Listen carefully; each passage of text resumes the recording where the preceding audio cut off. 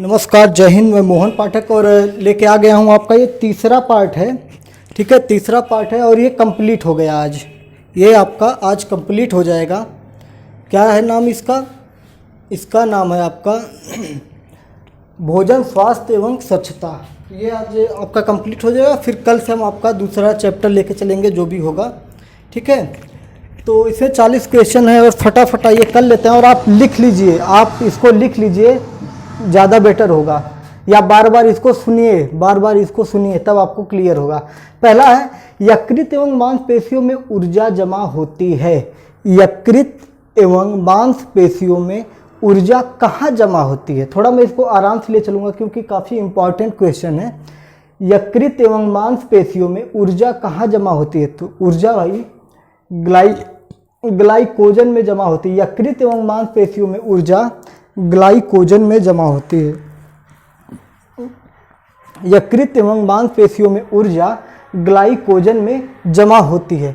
Vitamin C का सबसे उत्तम स्रोत क्या है? विटामिन सी का सबसे उत्तम स्रोत क्या है? तो आंवला होता है। विटामिन सी का सबसे उत्तम स्रोत क्या होता है? आंवला होता है, सी से। ठीक है, विटामिन सी। अभी आगे मैं विटामिन काफ़ी ढेर सारे बताने वाला हूँ। प्रतिस्कंदक विषों के प्रतिविष प्रतिकारक के रूप में प्रयोग किया जाता है। क्वेश्चन समझिए और सुनिए। प्रतिस्कंदक विषों के प्रतिविष प्रतिकारक के रूप में प्रयोग किया जाता है, तो ये विटामिन के को प्रयोग किया जाता है। ठीक है, अब विटामिन के को, चौथा क्वेश्चन है, विटामिन के को रुधिर स्त्रावरोधी पदार्थ, मतलब इसका हो जाएगा विटामिन के जो है खून का थक्का बनाने में मदद करता है। देखिए, खून का थक्का कहते हैं। ठीक है, रुधिर स्रावरोधी मतलब इसकी वजह से क्या होता है? खून का स्राव होता है, खून बहने लगता है। ठीक है, तो विटामिन के इसमें प्रयोग में आता है। विटामिन के को रुधिर स्त्रावरोधी पदार्थ कहते हैं। ठीक है, विटामिन B12 में कोबाल्ट होता है। अगर पूछा जाए, क्वेश्चन बने कि किस विटामिन में कोबाल्ट पाया जाता है या किस विटामिन में कोबाल्ट होता है, तो आपका विटामिन B12 में कोबाल्ट पाया जाता है। विटामिन B12 में कोबाल्ट पाया जाता है। ठीक है, विटामिन B12 का अगर फिर क्वेश्चन बने कि विटामिन B12 का महत्वपूर्ण घटक क्या है? विटामिन B12 का महत्वपूर्ण घटक क्या है? तो मेरे साथियों, विटामिन B12 का महत्वपूर्ण घटक कोबाल्ट होता है। आइए अगले क्वेश्चन पे चलते हैं कि मानव शरीर, छठवां क्वेश्चन है हमारा। मानव शरीर में विटामिन ए भंडारित होता है। पूछ रहा है कि मानव शरीर में विटामिन ए कहाँ पर भंडारित होता है? मानव शरीर में विटामिन ए कहाँ पर भंडारित होता है? मानव शरीर में विटामिन ए कहाँ पर भंडारित होता है? तो मानव शरीर में विटामिन यकृत में भंडारित होता है। यकृत में भंडारित होता है। यकृत में भंडारित होता है। मानव शरीर में विटामिन यकृत में भंडारित होता है। कौन सा vitamin? Vitamin A. Vitamin A कहाँ भंडारित होता है? तो यकृत में भंडारित होता है। इसको आप याद कर लीजिए, यकृत में विटामिन ए भंडारित होता है। अब विटामिन ए का रासायनिक नाम क्या होता है? विटामिन ए का रासायनिक नाम रेटिनाल होता है। विटामिन ए का रासायनिक नाम रेटिनाल होता है। विटामिन ए का रासायनिक नाम रेटिनाल होता है। याद कर लीजिए, विटामिन ए का रासायनिक नाम रेटिनाल होता है। और क्या है? इससे रतौंधी नामक रोग होता है। इससे रतौंधी नामक रोग होता है। जीरोप्थैल्मिया भी कहते हैं इसको। ठीक है, जीरोप्थैल्मिया भी इसको कहते हैं। और रतौंधी नामक रोग जीरोप्थैल्मिया भी इसे कहा जाता है। आइए 8वें क्वेश्चन पे हम चलते हैं। साइनोकोबैलमिन। ठीक है, साइनोकोबैलमिन ये है B12। ठीक है, इसमें क्या होता है? तो रक्ताल्पता, रक्त की अल्पता होती है, रक्ताल्पता। ठीक है, साइनोकोबैलमिन। क्वेश्चन काफ़ी कठिन लिए गए हैं इसमें। ठीक है, और ये आखिरी टॉपिक है, इसलिए मैंने सारे क्वेश्चन यहाँ पे इकट्ठे कर दिए हैं। करीब 40 क्वेश्चन हैं, तो आप सब लिख लीजिए। इन तीनों जो वीडियो मैंने बनाया है भोजन स्वास्थ्य एवं स्वच्छता से, इससे बाहर कुछ नहीं आने वाला है भाई, इतना जान लो। साइनोकोबालामिन B12 से होता है, रक्त ताल्पता इसमें होता है, ठीक है। विटामिन, 9वां क्वेश्चन है, विटामिन D3। विटामिन D3 देखिए इसमें क्या होता है, कोलीकैल्सीफेरॉल, विटामिन B3 द्वारा कोलीकैल्सीफेरॉल होता है, ठीक है। विटामिन D2 द्वारा अर्गोकैल्सीफेरॉल होता है। विटामिन D12 द्वारा अर्गोकैल्सीफेरॉल होता है। विटामिन D3 द्वारा कोलीकैल्सीफेरॉल होता है और विटामिन D12 द्वारा B2 द्वारा अर्गोकैल्सीफेरॉल होता है। ध्यान में रखिएगा मेरे साथियों। बेरी 10वां क्वेश्चन, बेरी रोग किसके कारण होता है, तो ये विटामिन B1 के कारण होता है। बेरी रोग विटामिन B1 के कारण होता है, या विटामिन B कह सकते हैं आप, ठीक है। लेकिन आपको करेक्ट याद करना, विटामिन B1 के कारण होता है बेरी रोग, विटामिन B1 के कारण होता है बेरी रोग। इसमें क्या होता है, थायमीन की कमी हो जाती है। किसकी कमी से होता है, थायमीन की कमी से होता है। थायमीन की कमी से होता है, किसकी कमी से होता है, थायमीन की कमी से होता है। 11वां क्वेश्चन है, टेकोफेरॉल, सारे मैं रासायनिक नाम ले लिया हूँ। टेकोफेरॉल किसकी कमी से होता है, टेकोफेरॉल क्या है, vitamin E, tocopherol vitamin E है, ठीक है। 12वां क्वेश्चन, प्रोटीन की अधिकतम मात्रा पाई जाती है।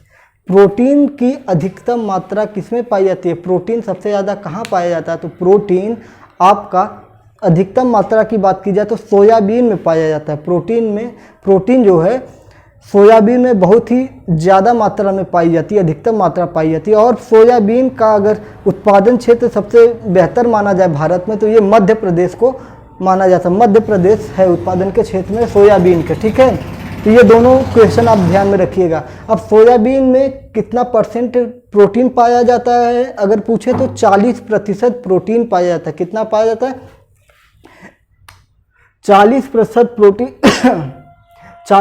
प्रोटीन पाया जाता है और 20 से 23% वसा पाई जाती है। 20 से 23% वसा पाई जाती है और बचा जो भाग होता है उसमें 30% कार्बोहाइड्रेट पाया जाता है। अगर अब क्वेश्चन बने कि मूंगफली में कितना प्रोटीन पाया जाता है, मूंगफली में मतलब पूछा जाए कि प्रोटीन का सबसे अच्छा स्रोत क्या है, प्रोटीन का सबसे बढ़िया स्रोत क्या है, प्रोटीन का सबसे बेहतर अच्छा स्रोत क्या है, तो आप कहेंगे मूंगफली।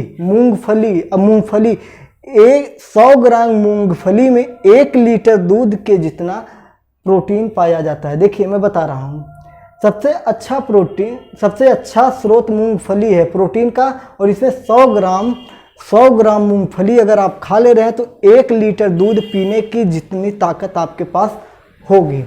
लौह अंश पाया जाता है, लौह अंश मतलब आयरन कहाँ पाया जाता है, तो सब्जियों में पाया जाता है, आयरन सब्जियों में पाया जाता है।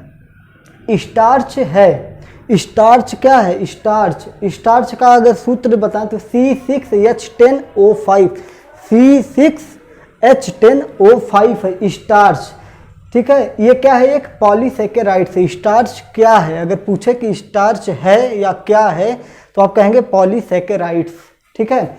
16वें क्वेश्चन पे हम चलते हैं। 16वां क्वेश्चन, उम्मीद है कि आप लिख रहे होंगे। वृक्क से प्रति मिनट औसतन, वृक्क से जो हमारे शरीर में वृक्क है उससे प्रति मिनट औसतन कितना सीसी रक्त प्रवाह होता है, तो 1200 सीसी रक्त प्रवाह होता है।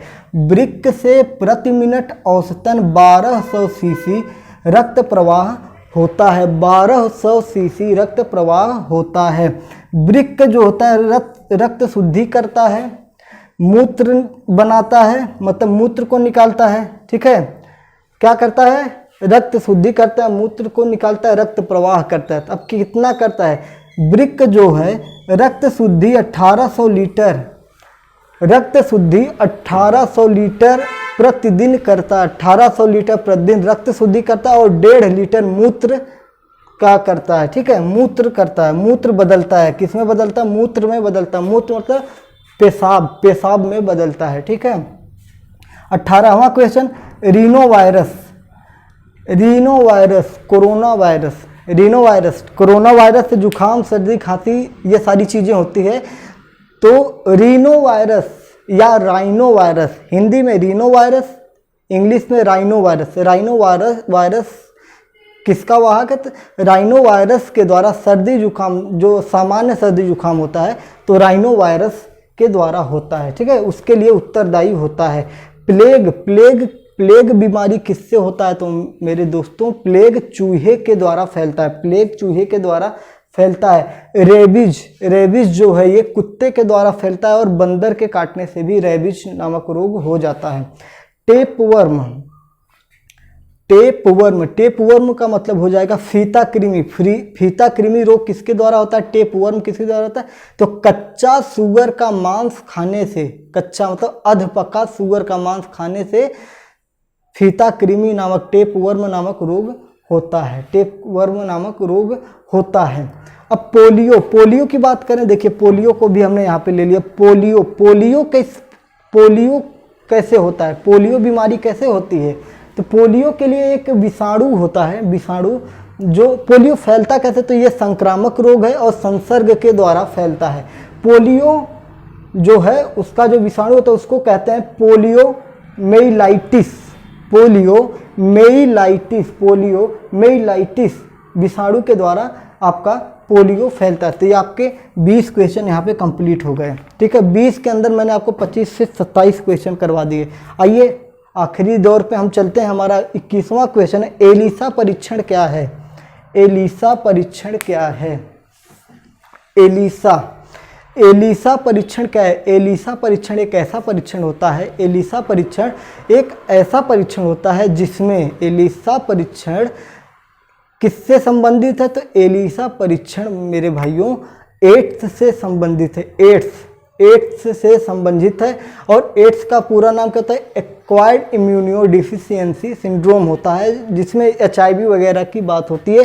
तो क्वेश्चन अगर बने कि एलिसा परीक्षण किसकी पहचान करता है, एलिसा परीक्षण के द्वारा किसकी पहचान की जाती है, तो एड्स की पहचान की जाती है, एड्स की पहचान की जाती है, AIDS, acquired immuno deficiency syndrome, ठीक है, इसकी पहचान की जाती है। अगर हम अगले क्वेश्चन की बात करें कि किस रोग को एंटीबायोटिक्स द्वारा समाप्त नहीं किया जाता है।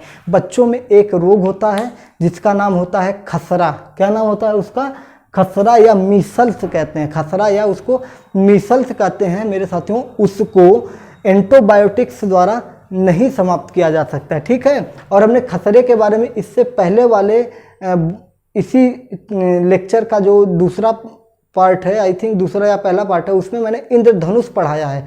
तो इंद्रधनुष में उसमें आपको मिल जाएगा, 7.5 खसरे होते हैं, खसरे नहीं 7 टीके लगाए जाते हैं इंद्रधनुष, मिशन इंद्रधनुष। तो उसमें आप पढ़ के लिख लीजिए कि कौन कौन से 7 होते हैं।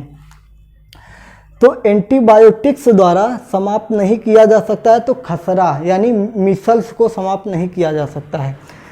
इम्यूनोलॉजी का जनक कौन है, इम्यूनोलॉजी का जनक कौन है, एडवर्ड जेनर है। इम्यूनोलॉजी का जनक कौन है, एडवर्ड जेनर है। और इम्यूनोलॉजी का जनक एडवर्ड जेनर है। तो चेचक का जनक कौन है, चेचक के टीके का जनक कौन है, चेचक के टीके को किसने बनाया था, तो एडवर्ड जेनर ने बनाया था, एडवर्ड जेनर ने बनाया था। इसको भी आप पॉइंटेड कर लीजिए मोस्ट इंपॉर्टेंट में। जल जनित रोग क्या है, जल पानी से कौन सा रोग होता है, पानी के संक्रमण से कौन सा रोग होता है। तो आइए इसको लिख लीजिए इसको, विब्रियो कालेरी नामक जीवाणु से होता है, ठीक है। विब्रियो रोग होता है कालेरी नामक जीवाणु से होता है, विब्रियो नामक रोग होता है कालेरी नामक जीवाणु से होता है। 25वां क्वेश्चन हमारा, मलेरिया से प्रभावित होने वाला अंग कौन सा है, मलेरिया से कौन सा अंग प्रभावित होता है, मलेरिया से कौन सा अंग प्रभावित होता है, मलेरिया के द्वारा कौन सा अंग प्रभावित होता है। तो मलेरिया जो है उससे हमारी तिल्ली जो होती है जिसे प्लीहा कहा जाता है, क्या कहा जाता है? प्लीहा।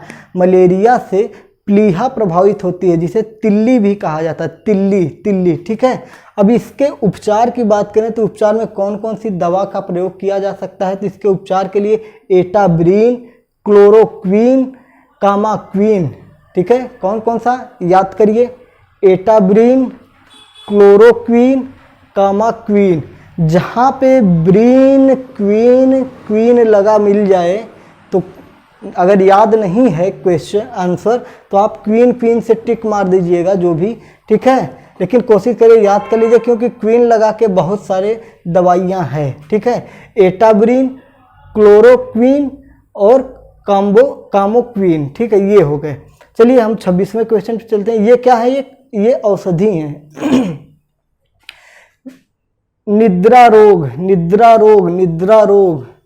सिनकोना की छाल, सिनकोना की छाल से किस रोग का उपचार किया जाता है? कमेंट बॉक्स में बताइए धड़क से। सिनकोना की छाल, सिनकोना नामक पेड़ से किसकी दवाई बनाई जाती है? सिनकोना नामक पेड़ से किसकी दवाई बनाई जाती है? थोड़ा अपना भी चेक करिए, कमेंट बॉक्स में बताइए फटाक से। निद्रा रोग भाई एक रोग होता है जिससे नींद आ जाती है, जैसे मुझे इस समय नींद आ रही है। नहीं भाई पढ़ा रहे हैं, नींद ऐसे थोड़े आ जाएगी, आप लोगों को पढ़ाने के लिए नींद नहीं आ सकती है। निद्रा रोग ये किसके कारण होता था ये जानते हैं? टिपैनोसोया, टिपैनोसोया नामक एक कोशिकीय प्रोटोजोआ जीव द्वारा होती है, एक कोशिकीय जीव द्वारा होती है। टिपैनोसोआ, टिपैनोसोया, ठीक है, नामक एक कोशिकीय प्रोटोजोआ जीव द्वारा होती है निद्रा रोग, ठीक है। इसके द्वितीयक वाहक की बात करें, किसका द्वितीयक वाहक कौन होता है? तो खटमल होता है या पोषद सीसी, खटमल होता है या पोषद सीसी मक्खी होती है, खटमल होता है या पोषद सीसी। निद्रा का द्वितीयक वाहक अगर पूछा जाए तो निद्रा का द्वितीयक वाहक पूछा जाए तो खटमल या पोषद सीसी मक्खी होती है, ठीक है। आइए अगले क्वेश्चन। तो ओंकोजीन संबंधित है, ओंकोजीन, ओंकोजीन, ओंकोजीन किससे संबंधित है? तो कर्क रोग से संबंधित है। अब कर्क रोग क्या है मेरे भैया? ये बड़ी आफत आ गई कि कर्क रोग क्या होता है। तो कैंसर का नाम सुने हैं? कैंसर ही कर्क रोग होता है, कैंसर को ही कर्क रोग कहते हैं, कैंसर। अब ये सबसे पहले पाया कहाँ गया था ये मैं बताता हूँ आपको। कर्क रोग की पहचान किससे की गई थी? एसआरसी के रूप में की गई थी। किसके रूप में की गई थी? तो एसआरसी, एसआरसी के रूप में की गई थी। 1970 में 1970 में खोजा गया था। यह कहाँ मिला था? मुर्गियों में कैंसर का वायरस था, ठीक है। मुर्गियां जो थी कैंसर के वायरस की घटक थी। कब? 1970 में इसकी पहचान की गई थी, ठीक है। तो ये आपको पता चल गया है, ठीक है। चलिए हम देखते हैं अगला क्वेश्चन। अगला क्वेश्चन हम देखते हैं,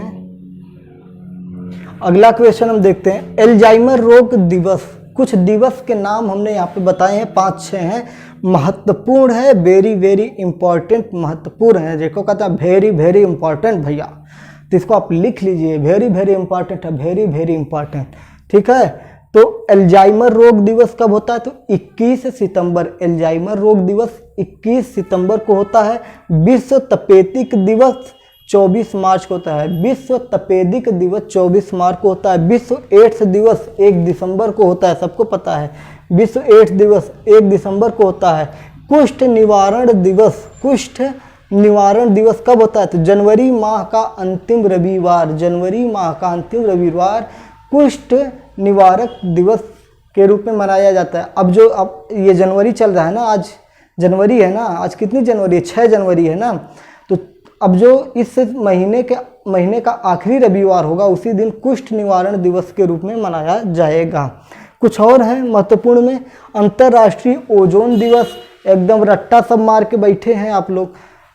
अंतर्राष्ट्रीय ओजोन दिवस या ओजोन दिवस, क्वेश्चन 2 तरीके से पूछ सकता है, ओजोन दिवस या अंतर्राष्ट्रीय ओजोन दिवस। तो भाई एक ही है, 16 सितंबर, कंफ्यूज मत होइएगा। पर्यावरण दिवस कब मनाया जाता है? तो 5 जून को मनाया जाता है। इसी को पूछ देगा विश्व पर्यावरण दिवस कब मनाया जाता है? 5 जून को मनाया जाता है। शिक्षक दिवस कब मनाया जाता है? तो 5 सितंबर को मनाया जाता है। देखिए हमने दोनों को एक साथ लिया है, कन्फ्यूजन ना हो। पर्यावरण दिवस 5 जून, शिक्षक दिवस 5 सितंबर को मनाया जाता है। खाद्य दिवस कब मनाया जाता है? तो 16 अक्टूबर को खाद्य दिवस मनाया जाता है। 16 अक्टूबर को खाद्य दिवस मनाया जाता है। अगले, अब चलिए कुछ बढ़िया क्वेश्चन और हैं यहाँ पे, इसको देखिए। फेरोमोन्स, फेरोमोन्स, ठीक है, फेरोमोन्स पाए जाते हैं, कहाँ पाए जाते हैं? फेरोमोन्स कहाँ पाए जाते हैं? फेरोमोन्स कहाँ पाए जाते हैं? तो फेरोमोन्स आपका कीटों में पाया जाता है। कहाँ पाया जाता है? कीटों में पाया जाता है। फेरोमोन्स कहाँ पाया जाता है? कीटों में पाया जाता है। अब ये कीटों में किस लिए पाया जाता है फेरोमोन्स? किशोरावस्था में किस चीज़, क्या चीज़ होता है? विपरीत लिंगी आकर्षण बढ़ता है। तो कीटों में फेरोमोन्स पाए जाते हैं, जिसके कारण विपरीत लिंगी कीटों में आकर्षण होता है, आकर्षित होते हैं, मतलब लवेरिया नामक रोग होता है। लब प्यार वाला बात होता है ना, प्यार वाली बात होता है। तो स्वभाव का भी निर्धारण होता है, इनके स्वभाव का निर्धारण होता है। स्वभाव का निर्धारण मतलब क्या अच्छा करना, क्या बुरा करना है, क्या किधर जाना है, उधर जा रही है गर्लफ्रेंड, इधर बॉयफ्रेंड, कीटों वाला है, कीटों में, ठीक है। कीटों में विपरीत लिंगी, याद कराने के लिए बोल रहा हूँ, याद कर लीजिए। फेरोमोन्स पूछा जाता है, फेरोमोन्स पाए जाते हैं तो कीटों में पाए जाते हैं, किस लिए? विपरीत लिंगी आकर्षण के लिए, ठीक है। शराब उद्योग के एल्कोहल किण्वन के लिए प्रयुक्त है। जो शराब बनाया जाता है तो डायरेक्ट एल्कोहल तो बन नहीं जाता, पहले शर्करा होता है, शर्करा एल्कोहल में बनता है। तो ये किसके द्वारा होता है? तो ईस्ट द्वारा होता है, ईस्ट, ठीक है, ईस्ट के द्वारा होता है। किसके द्वारा होता है? ईस्ट के द्वारा। तो ये क्या करता है? शर्करा को एल्कोहल में बदल देता है, शर्करा को एल्कोहल में बदल देता है। डायबिटीज दिवस यानी विश्व मधुमेह दिवस, डायबिटीज दिवस या विश्व मधुमेह दिवस कब मनाया जाता है? तो ये आपका 14 नवंबर को मनाया जाता है। 14 नवंबर को मनाया जाता है, 14 नवंबर को मनाया जाता है। अब लिख लीजिए, कुछ मैं जांच के बारे में बता रहा हूँ, जो जांच होती हैं इनमें से पर्यावरण में हर वर्ष हर एक प्रत्येक पेपर में एक क्वेश्चन बनता है। अब इनमें से चाहे जो फंस जाए, मेरी बात मान लीजिए, नहीं तो बाद में बहुत पछताएंगे। ईईजी किसका परीक्षण करता है? ईईजी किसका परीक्षण करता है? तो मस्तिष्क का परीक्षण करता है। ईईजी मस्तिष्क का परीक्षण करता है। अब ईसीजी किसका परीक्षण करता है? ईसीजी हृदय का परीक्षण करता है, हृदय का। ईसीजी, ईईजी मस्तिष्क का, ईसीजी हृदय का परीक्षण करता है। अब ईओजी, ओ बना है ना, ओ क्या है? गोल गोल है, तो अखिया हमारी का है, गोल गोल है ना, तो तुम्हारी भी अखिया गोल गोल है। तो ईओजी गोला से गोलका, गोला, ईओजी गोला है तो तुम्हारी भी अखिया गोल है, हमारी भी अखिया गोल है, तो आँख का परीक्षण होता है। ईओजी के द्वारा आँख का परीक्षण होता है। ईएमजी, ओ माई गॉड, ईएमजी पूरा बदन दर्द होत बा। ईएमजी मतलब मांसपेशियाँ, शरीर में क्या? मांसपेशियाँ, मांसपेशियों का जांच किसके द्वारा की जाती है? तो ओ माई गॉड मतलब ईएमजी के द्वारा। ओ माई गॉड मत लिख दीजिएगा, ठीक है। ईएमजी, तो ईएमजी से क्या हो गया? ओ माई गॉड मतलब मांसपेशी, ट्रिक है ये, ओ माई गॉड, मांसपेशियों की जांच की जाती है। अब ये क्वेश्चन बनता है हम आखिरी दौर में अपने कि कोल्ड ब्लड मीन्स ठंडा होता है, तो कोल्ड ब्लड किस में पाए जाते हैं? कोल्ड ब्लड किन एनिमल्स में पाए जाते हैं? कोल्ड ब्लड का होता है, कोल्ड माने ठंडा, एनिमल माने जानवर, तो ठंडा खून, ठंडा जानवर, ठंडा ब्लड। कोल्ड ब्लड कहाँ पाया जाता है? तो भैया मेढक जो होता है, मेढक में कोल्ड ब्लड पाया जाता है।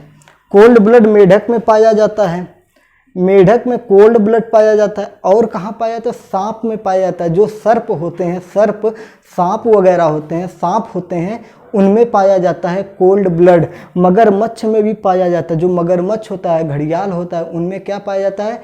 कोल्ड ब्लड पाया जाता है। क्या पाया जाता है? कोल्ड ब्लड पाया जाता है। मछली में भी कोल्ड ब्लड पाया जाता है, मछली में भी कोल्ड ब्लड पाया जाता है। कीट, जो कीट होते हैं, कीटों में भी कोल्ड ब्लड पाया जाता है। गिरगिट में कोल्ड ब्लड पाया जाता है, गिरगिट में कोल्ड ब्लड पाया जाता है। और एक जो सबके घर में रहती है और जिसे देख के सब लड़कियां भागती हैं, छिपकली, छिपकली में भी कोल्ड ब्लड पाया जाता है। छिपकली में कोल्ड ब्लड पाया जाता है। कोल्ड ब्लड छिपकली में भी पाया जाता है। छिपकली में भी कोल्ड ब्लड पाया जाता है। छिपकली में क्या पाया जाता है? कोल्ड ब्लड पाया जाता है। छिपकली में कोल्ड ब्लड पाया जाता है। ठीक है, चलिए हम अपने आखिरी दौर में हैं। सबसे छोटा जीव, सबसे छोटा जीव जो स्वयं से, सबसे छोटा जीव जो स्वयं से,